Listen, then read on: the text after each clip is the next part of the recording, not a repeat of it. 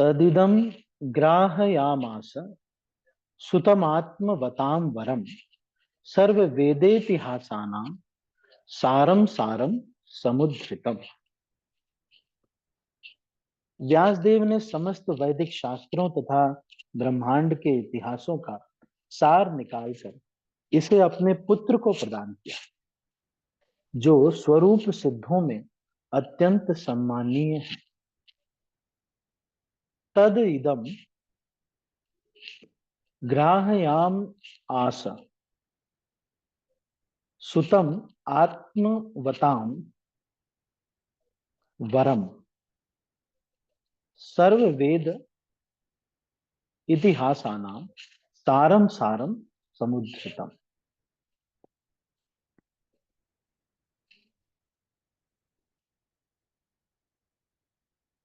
तो सारे व्यासदेव ने समस्त वैदिक शास्त्रों तथा ब्रह्मांड के इतिहासों का सार निकालकर इसे अपने पुत्र को प्रदान किया, जो स्वरूप सिद्धों में अत्यंत सम्माननीय है। तात्पर्य, अल्पज्ञ मनुष्य संसार के इतिहास को केवल बुद्ध के समय से अर्थात 600 ईसा पूर्व से मानते हैं और इस काल के पूर्व शास्त्रों में उल्लिखित समस्त इतिहासों को वे मात्र काल्पनिक कथाएं मानते हैं। यह सच नहीं है। पुराणों में तथा महाभारत आदि में वर्णित सभी कथाएं वास्तविक इतिहास हैं, जो न केवल इस लोक से अपितु इस ब्रह्मांड के करोड़ों अन्य लोकों से संबंधित हैं। ऐसे मनुष्यों को कभी कभी इस जगत से परे अन्य लोकों का इतिहास अविश्वसनीय जान पड़ता है, लेकिन शायद वे यह नहीं जानते कि विभिन्न ग्रह सभी प्रकार से एक समान नहीं है। अतएव अन्य ग्रहों के कुछ ऐतिहासिक तथ्य इस ग्रह के अनुभवों से मेल नहीं खाते। विभिन्न लोकों की भिन्न भिन्न स्थिति तथा काल एवं परिस्थितियों पर विचार करने पर पुराणों की कथाओं में न तो कोई विचित्रता दिखेगी, न ही वे काल्पनिक। हमें यह कहावत सदैव स्मरण रखनी चाहिए कि एक व्यक्ति का भोजन किसी दूसरे के लिए जहर बन सकता है। अतएव हमें पुराणों की कहानियों तथा इतिहासों को काल्पनिक कहकर उनका तिरस्कार नहीं करना चाहिए। श्रील व्यासदेव जैसे महर्षियों को अपने साहित्य में काल्पनिक कथाएं रखने से क्या मिलने वाला था। तो यहाँ श्रील प्रभुपाद ये कह रहे हैं कि कुछ लोग ये कहते हैं कि ये जो सब कथाएं हैं ये सब काल्पनिक कथाएं हैं, मतलब कोई वास्तविक जीवन से कोई इसका सामंजस्य नहीं है। तो इसमें जैसे कह रहे हैं कि कई करोड़ों लोक होते हैं और अ, कई सारे लोक हैं, इसमें से एक चंद्रलोक है ना। ऐसे कई सारे लोकों के बारे में वर्णन करते हैं। जब चार मुंह वाले ब्रह्मा जी हैं, है ना, शिव जी हैं, पंचमुखी हैं, फिर इस प्रकार का जब वर्णन आता है तो कई बार लोगों को लगता है कि ये कोई फेरी टेल है या फिर कोई कहानी बता रहे हैं, कोई वास्तविक चीज नहीं हो। हम्म, जैसे वो लोग हॉलीवुड में मूवीज बनाते हैं और वो हॉलीवुड में मूवीज बनाते हैं और उसी को वो मान लेते हैं कि कोई नाम रख देते हैं कि जेरोस या फैकॉस, कुछ ऐसा कुछ नाम लग देते हैं और फिर वो कहते हैं कि ये देवता है, धरती के देवता, सूर्य के देवता नाराज हो जाएंगे या ऐसा कुछ एक बनाते हैं और फिर वो उस खुद ही मतलब इस तरह से वो कहते हैं कि भाई ये सारी जो है काल्पनिक चीजें, ये सारे ये जो ग्रंथ हैं ये क्योंकि हम भी इसी तरह से हॉलीवुड में बना देते हैं तो उनको लगता है कि ये जो ग्रंथों में जो लिखा हुआ है कि एक चार मुंह वाले ब्रह्मा जी हैं, शिव जी कैसे बर्फ में रहने वाले हैं, तो ये एक कल्पना से वो बनाए गए लोग। लेकिन ये सारी कल्पना से नहीं बनाया हुआ है। इसको सिद्ध करने के लिए हम क्या क्या पॉइंट्स बोल सकते हैं। सबसे पहला पॉइंट तो ये बोल सकते हैं, अ, ये सब वास्तविक इतिहास है।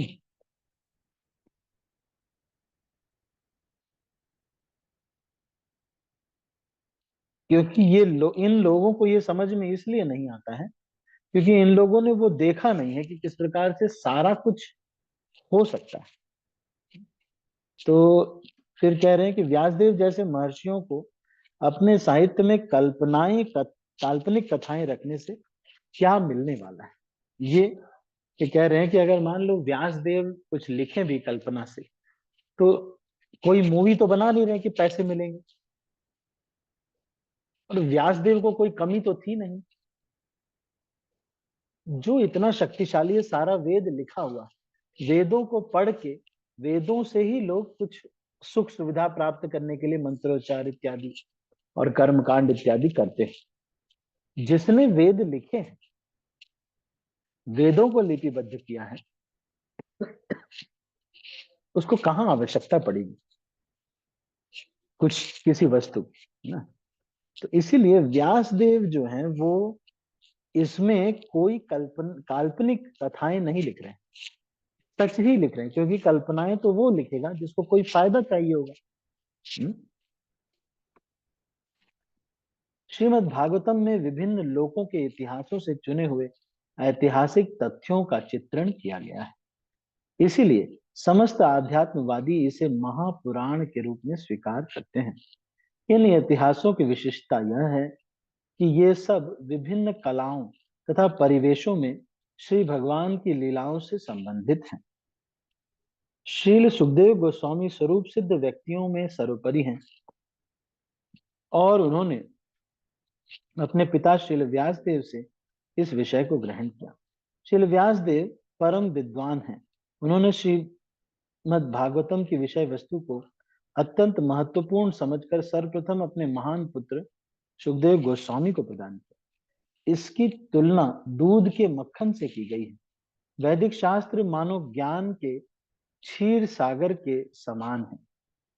इस प्रकार मक्खन दूध का सर्वाधिक स्वादिष्ट तत्व होता है।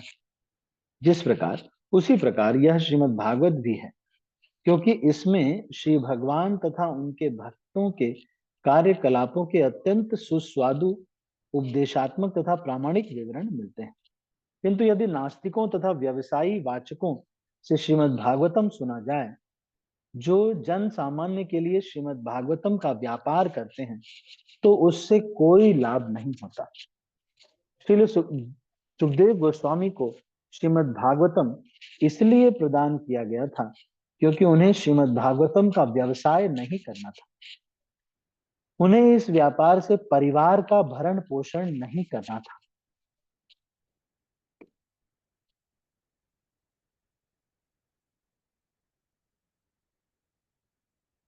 इसीलिए श्रीमद् भागवतम को श्रील सुखदेव के ऐसे प्रतिनिधि से ग्रहण करना चाहिए जो संन्यास आश्रम में हो और जिस पर परिवार का बोझ न हो।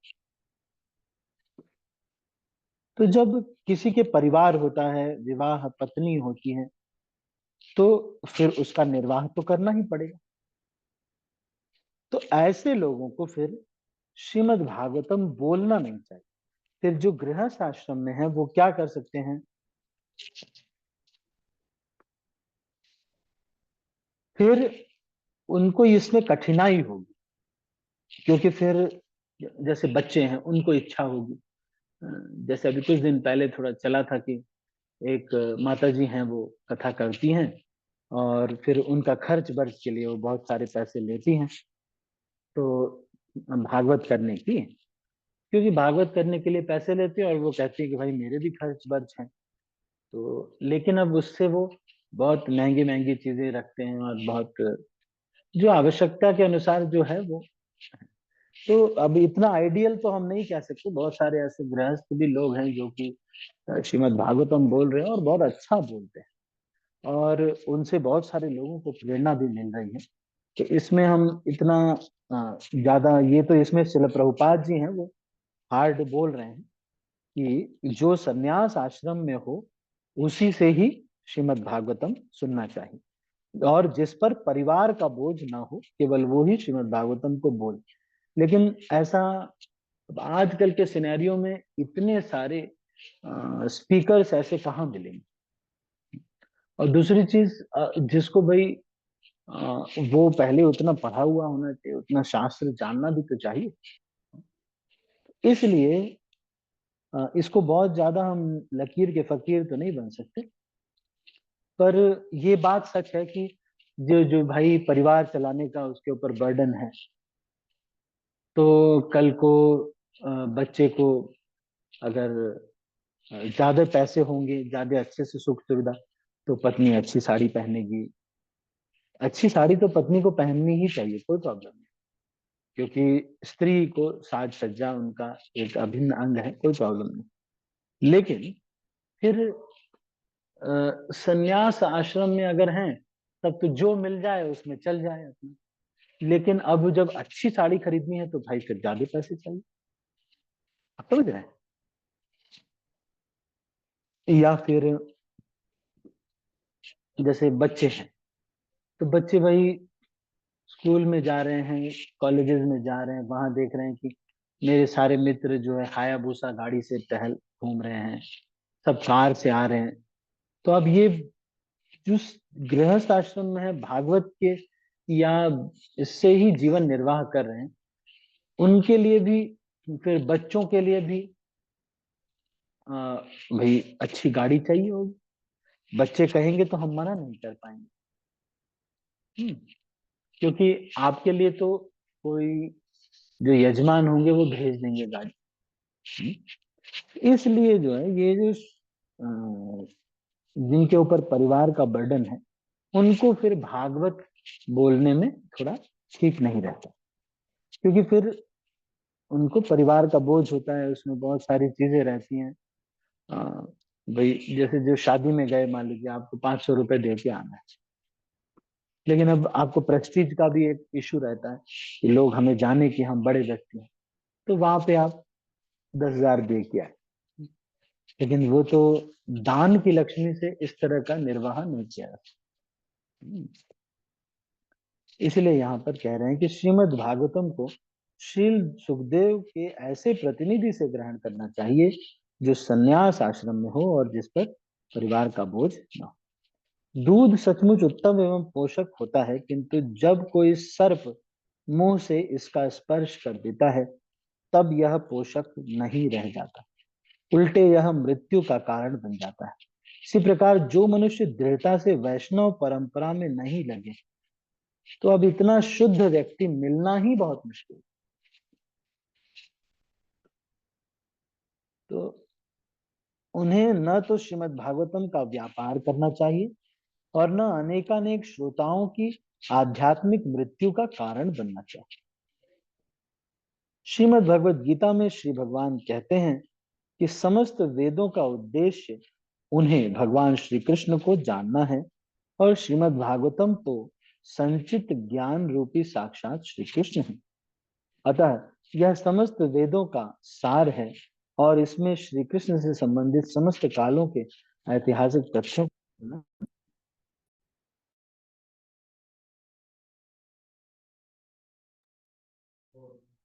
है। वस्तुतः यह समस्त इतिहासों का सार है। फिर व्यासदेव के पुत्र श्री सुखदेव गोस्वामी, तो यहाँ पे शिला प्रभुपाद दो सिद्धांत इस श्लोक में इकट्ठा कर रहे हैं। एक ये कह रहे हैं कि श्रीमद् भागवत को सुना जाए, व्यवसायी वाचकों से न सुना जाए।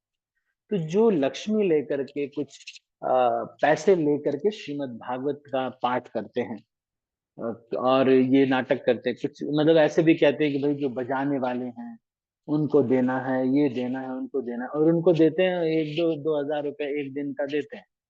बाकी कथा के लेते हुए मान लो 25 लाख रुपए। हम्म। तो ऐसे वाचकों को एक बार हमारे हिज होलीनेस लोकनाथ स्वामी महाराज ने सबको बुलाया और कहा कि आप लोग जो है पूर्ण जीवन समर्पित करके करिए, ये ऐसे मत करिए कि इसको एक ये जो, लेकिन ये सब लोग नहीं माने, और बहुत सारी चीजें, इसका एक टीम भी बनाई गई इस काम में। तो इसको जो श्रीमद् भागवत है, इसको व्यवसाय नहीं बनाना चाहिए। लेकिन अब हमारा क्या दायित्व है, लेकिन मान लीजिए अगर कोई आता है भागवत बुलाने के बोलने के लिए, हम उनको बुलाते हैं, तो हमको उनको यथोचित उनको दान देना चाहिए। ये भी होना, क्योंकि पुराने समय में ऐसे होता था, इसी वजह से वो बिल्कुल, क्यों इसलिए, क्योंकि जब इस तरह का आप भागवत करवा रहे हैं क्या? तो उसमें तो भाई देखो, उसमें बहुत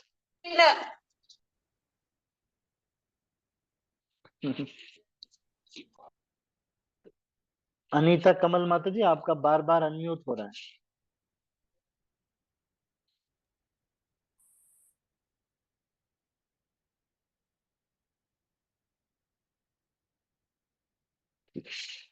तो ये दो सिद्धांतों को ही हम थोड़ा समझते हैं।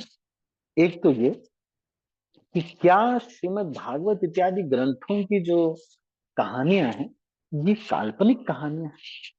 तो इसका सबसे पहला जो, ये जो ग्रंथ है, ये सारे काल्पनिक क्यों नहीं है? सबसे पहला चीज जो लॉजिक यहाँ पर दे रहे हैं श्रील प्रभुपाद, वो ये दे रहे हैं, आप इसको नोट कर सकते हैं। बहुत सारे लोग आपको बोलेंगे कई बार कि प्रभु जी, ये हम, ये जो किताबें हैं, सब लोग बोलते हैं कि ये तो कोई किसी ने लिख दिया, ये कोई,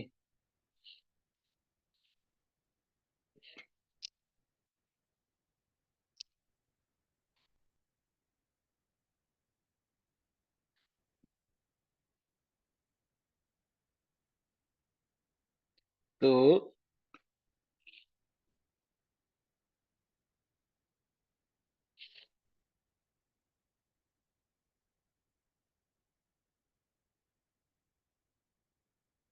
सबसे पहला दो पॉइंट्स यहाँ पे डिस्कस हो रहे हैं ना। तो सबसे पहला पॉइंट ये कि क्या ये जो शास्त्र है ये कल्पना है?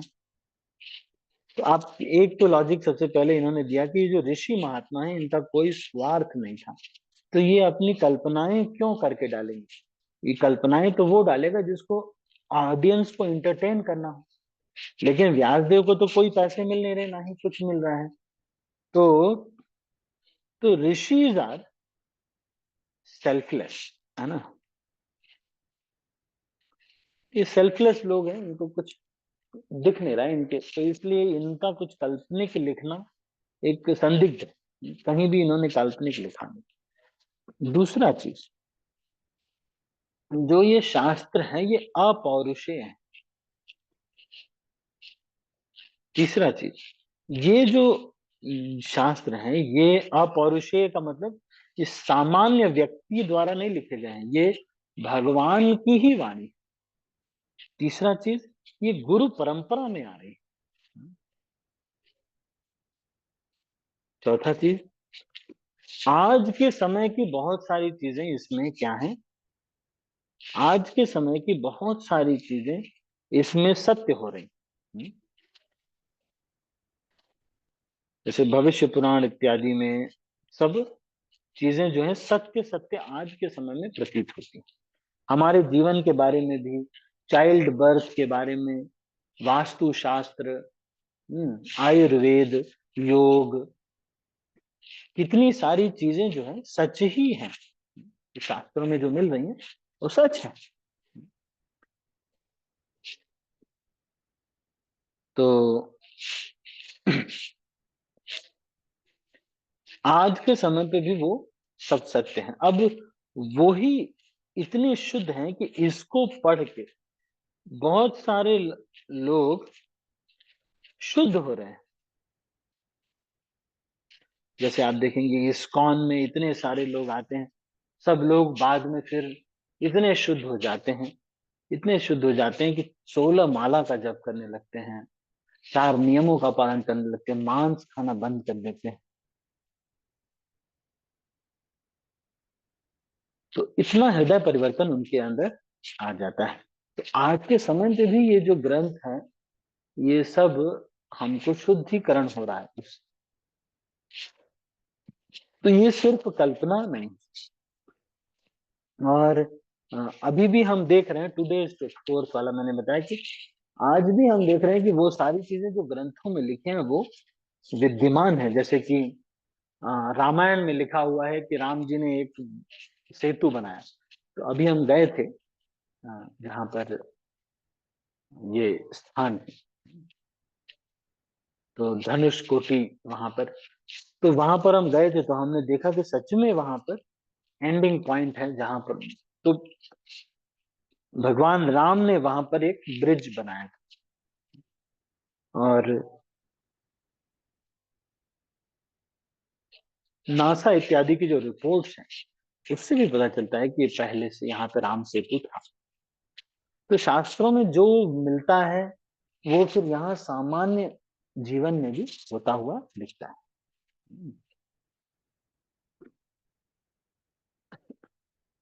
तो इन सब कारणों से हम ये कह सकते हैं कि ये जो ग्रंथ जो ज्ञान दे रहे हैं वो क्या है, वो प्रामाणिक ज्ञान है।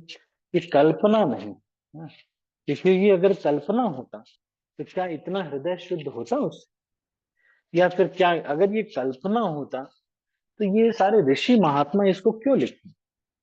और दूसरी चीज, इस ग्रंथ में जो भी चीजें लिखी हैं वो हमारे लाइफ में होते हुए दिख रही हैं, और इनका पालन करने से हमारा हृदय शुद्ध हो रहा है। तो ऐसे ग्रंथ काल्पनिक कैसे हो सकते हैं। ठीक है, तो इन सब कारणों से ये कहा जा सकता है कि ठीक है ना, इन सब कारणों से ये कहा जा सकता है कि हम अ, ये जो ग्रंथ है ये काल्पनिक नहीं। अब ये तो पहली चीज हो गई। अब दूसरी चीज है कि ये जो ग्रंथ है ये अ, इस श्रीमद् भागवतम को सेल करना नहीं चाहिए, या फिर कोई कथावाचक बन करके बहुत सारे पैसे कमाते हैं या बहुत कुछ करते, तो इस प्रकार का नहीं करना चाहिए। लेकिन हमें किसी का अपमान नहीं करना है, हमको ऐसा नहीं करना है, बस ये सोचना है। बाकी कोई अगर कर रहा है, जैसे कि आजकल बहुत सारे कथाकार चले हुए और बहुत कुछ बहुत मेजर अच्छी चीजें भी कर रहे हैं, तो हमको कोई दिक्कत नहीं है। हम उनको उनके बारे में हम कोई कटाक्ष नहीं करना चाहते, और ना ही वो उनका क्या परिस्थिति हमको मालूम नहीं है, क्या चीज की वजह से क्या कैसे कर रहे हैं, इसलिए हम उसमें ज्यादा हम नहीं जाएंगे। पर हमारे लिए सीखने के लिए है कि हम किसी ऐसे व्यक्ति से जो कि जो है प्रोबेबिलिटी है कि वो अपने सुख सुविधा के लिए इसका इस्तेमाल करें, इसको हम नहीं, हाँ, तो उनसे हम नहीं सुनेंगे संविधान। तो वो क्योंकि वो जरूर ऐसा होगा कि कुछ ना कुछ मिक्स कर देंगे, है ना, इधर उधर का कुछ मिक्स कर देंगे, या कुछ मसाला दे देंगे कि भाई लोगों को प्रसन्न करने के लिए, उनका कुछ ना कुछ स्वार्थ होगा। तो उसकी वजह से फिर हमारा जो भागवत है वो जो है शुद्ध नहीं रह जाएगा। हम्म? इसलिए श्रीमद् भागवतम को किसी व्यक्ति भागवत से ही श्रवण करना चाहिए, किसी व्यक्ति भागवत से ही सुनना चाहिए। ठीक है? और कोई जो है ऐसे लोगों से नहीं सुनना चाहिए जो कि इसका व्यवसाय करते हैं, इसी से ही अपना जीवन यापन करते हैं। जैसे उड़ीसा में कुछ लोग ऐसे करते हैं कि इनके यहाँ भागवत हुई आधे घंटे रोए, उनके यहाँ भागवत हुई तो 45 मिनट रोए, मेरे यहाँ जब भागवतम होगी तो 2 घंटा रोना, मैं 4 गुना ज्यादा पैसा दूंगा, लेकिन तुमको 4 घंटा रोना पड़ेगा। तो इस तरह से करके भी लोग करते, तो वो जो है बहुत ठीक है।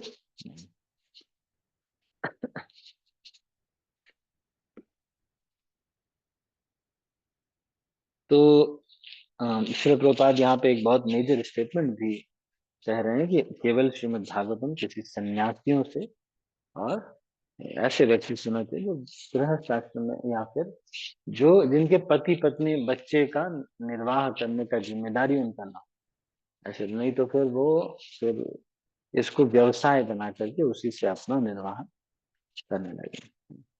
तो ये एक सिद्धांत ऐसा है, पर ऐसा कोई जरूरी नहीं है कि बहुत सारे ऐसे लोग हैं जो इस्कॉन में भी हैं और वो बहुत अच्छा बोल रहे हैं, और कोई इसमें संदेह नहीं, अच्छा बहुत अच्छा वो, इसमें कोई प्रॉब्लम नहीं। क्योंकि वो किस मोटिव से क्या कर रहे हैं हमको नहीं मालूम है, इसलिए हम उसमें ज्यादा कुछ नहीं कह सकते। तो उनको हम वो कहना भी नहीं चाहिए ना। और वो बहुत बड़े बड़े लोग हैं, जैसे एक हैं वो सारे चैनलों में इंटरव्यू देते हैं और सब जगह जाते हैं, वहाँ उनका नाम है। तो ऐसे लोगों को फिर हम इतना कुछ कहना नहीं चाहिए हमको, नहीं, क्योंकि they are influencing lot of people. एक बार कोई मुझे कह रहा था कि प्रभु जी इतने सारे लोग उनसे प्रभावित हो रहे हैं, हो ना हो यही शुद्ध भक्त हों। लेकिन किसी शास्त्र में लोग का काउंट कितना है इसके आधार पर शुद्ध भक्ति नहीं निर्धारित की जाती है ना। तो ठीक है, तो हम अभी इसको यहीं पर समाप्त करते हैं। आज हमने ये चर्चा किया दो सिद्धांत। एक तो ये श्रीमद् भागवतम ग्रंथ क्यों काल्पनिक नहीं है, या ये जो धार्मिक ग्रंथ है ये काल्पनिक नहीं है। और दूसरा कि श्रीमद् भागवतम को किसी शुद्ध स्रोत से सुनना। ठीक है, ये जो व्यवसाय बना के रखा हुआ है उनको नहीं, उनसे नहीं सुनना चाहिए। ठीक है, तो अभी थोड़ा सा प्रश्न करेंगे, आप बताइएगा। मैं कुछ क्वेश्चंस पूछता हूँ, आपको बताना है इसका उत्तर।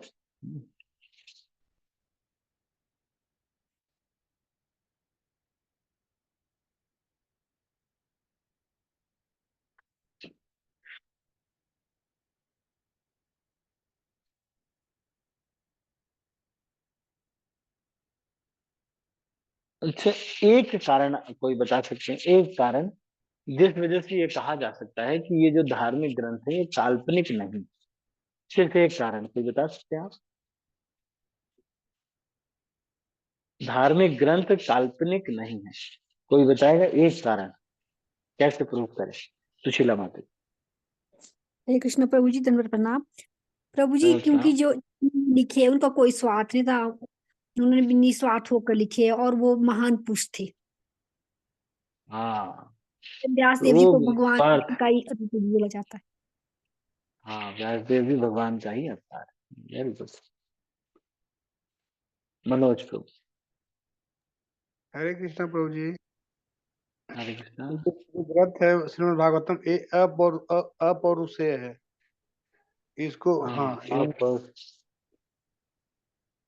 हाँ बताइए बताइए।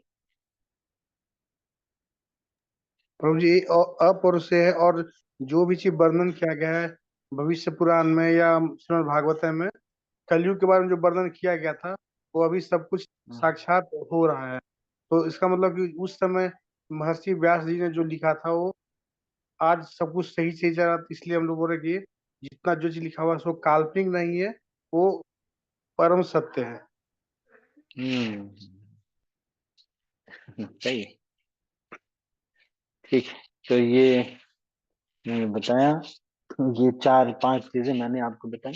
आज के समय में भी बहुत सारी चीजें जो है सत्य हो रही हैं, और फ्यूचर के बारे में बताया था वो भी सत्य हो रही है। साथ में जैसे हल्दी को इस्तेमाल करना, ये सब हमारे आयुर्वेद में जो लिखा हुआ है, वो आयुर्वेद के अनुसार वो सब कुछ सच हो रहा है। आप यूज करिए, उससे फायदा होता है। तो श्रीमद् भागवतम का व्यवसाय नहीं करना चाहिए। ठीक है, तो इतना हम आज चर्चा करते हैं। किसी के मन में कोई प्रश्न है आपके? अगर मन में कोई प्रश्न हो तो आप मुझे पूछ। Any question?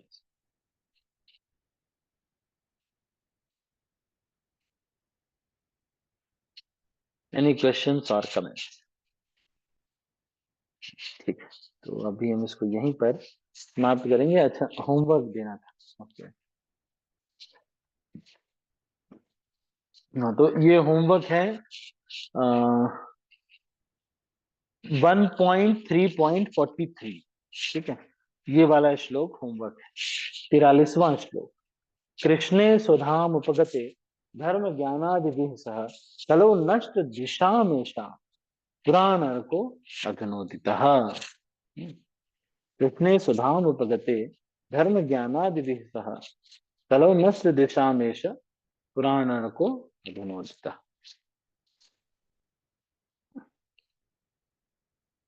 तो कृष्ण अपने धाम चले गए तो धर्म ज्ञान आदि भी कलो नष्ट दिशामेश पुराण को अभिमुचा। तो हम भी इसको वहीं पर क्लोज करते हैं। Thank you so much. इस श्लोक को आप याद करने का प्रयास कीजिए। हरे कृष्ण। श्रील प्रभुपाद की जय। मैं सब भक्तों को अनम्यूट कर रहा हूँ और फिर इस मीटिंग को क्लोज कर रहा हूँ। हरे कृष्ण। हरे हरे जी कृष्ण। दंडवत प्रणाम। धनत प्राण जी, धनत प्राण। हरे कृष्ण प्रभु जी, धन्यवाद, प्रणाम प्रणाम।